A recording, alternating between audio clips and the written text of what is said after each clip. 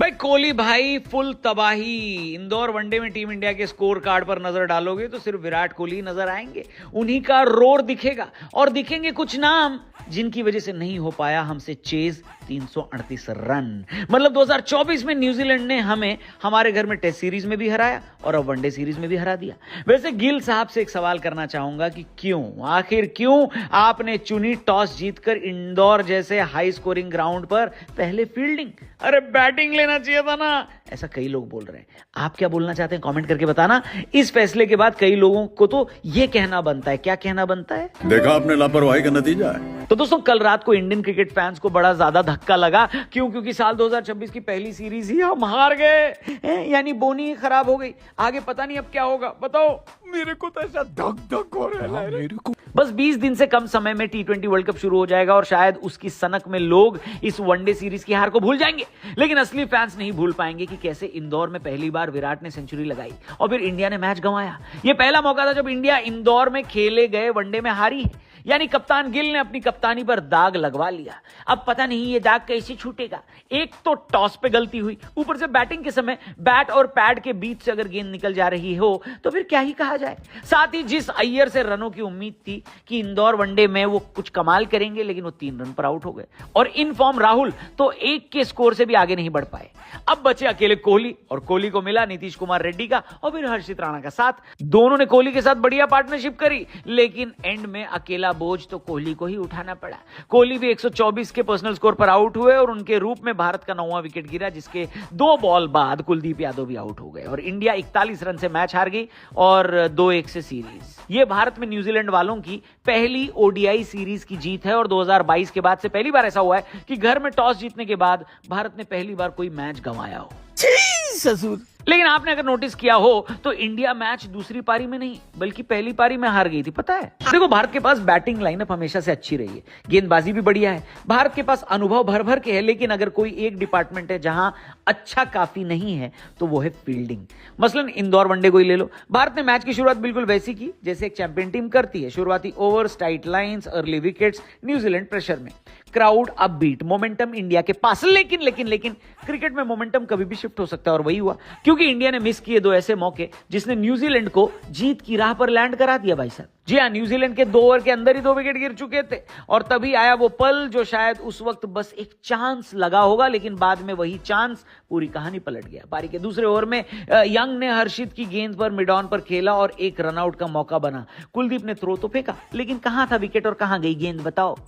ससुर। कुलदीप का वो मिस भारत को 136 रन महंगा पड़ा, बिकॉज उस समय मिशेल ने 1 रन बनाया था और जब वो आउट हुए तो उन्होंने टोटल 137 रन ठोक दिए। मेरा तो इतना लाइफ खराब हो गया है, इतना लाइफ खराब हो गया है मेरा। जब रनआउट का वो मौका बना तो डैरिल मिशेल ने गिव अप कर दिया था। कुलदीप के पास काफी टाइम था निशाना लगाकर थ्रो करने का, मगर स्टंप्स कहीं और बॉल कहीं।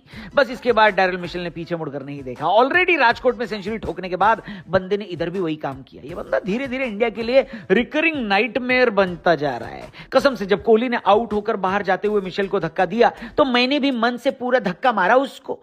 कुलदीप की वो एक चूक हमें भारी पड़ गई दोस्तों। लेकिन सिर्फ कुलदीप ही नहीं चूके, हर्षित राणा की भी एक गलती है।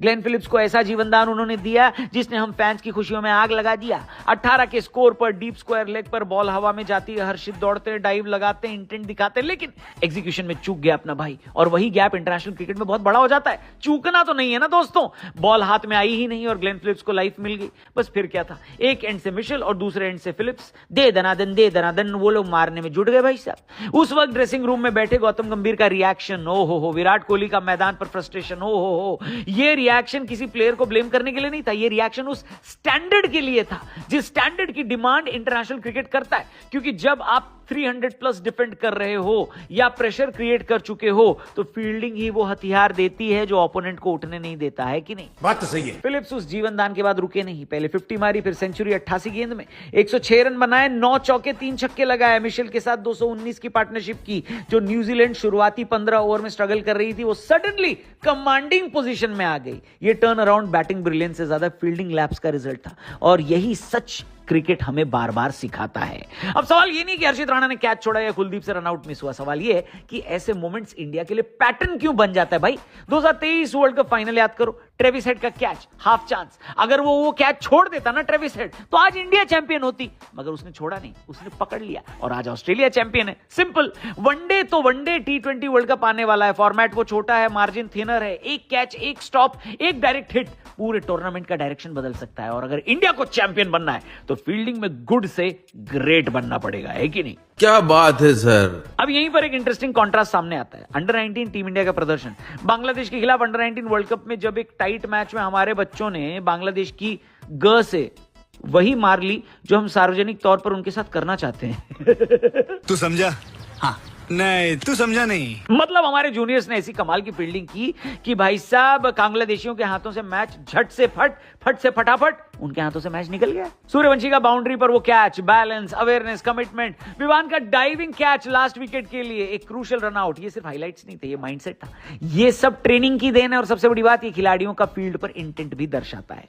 इसलिए मुझे तो ये लगता है कि कल हम खराब बैटिंग या फिर बाकी कोई नहीं चला उसकी वजह से नहीं हारे। अगर हम फील्डिंग थोड़ी टाइट करते तो रन्स थोड़े कम बनते और रन्स थोड़े कम बनते तो दुगनी खुशी होती। दुगनी खुशी, एक खुशी क्या हुई? अरे खुशी क्या नहीं हुई भाई साहब, विराट कोहली की सेंचुरी हो गई। मुझे तो ऐसा लगता है बहुत सारे लोगों को हार का जो गम है, चाहे मैच का हार हो या सीरीज की हार हो, वो गम कई लोगों के मन में थोड़ा कम हो गया है। क्यों? क्योंकि कोहली की सेंचुरी आ गई है। अब देखते हैं आगे आने वाले टाइम में जितने मैचेस बचे हैं कोहली के करियर में, क्या वो सचिन तेंदुलकर की 100 सेंचुरीज का रिकॉर्ड तोड़ पाएंगे? आपको क्या लगता है? कमेंट करके जरूर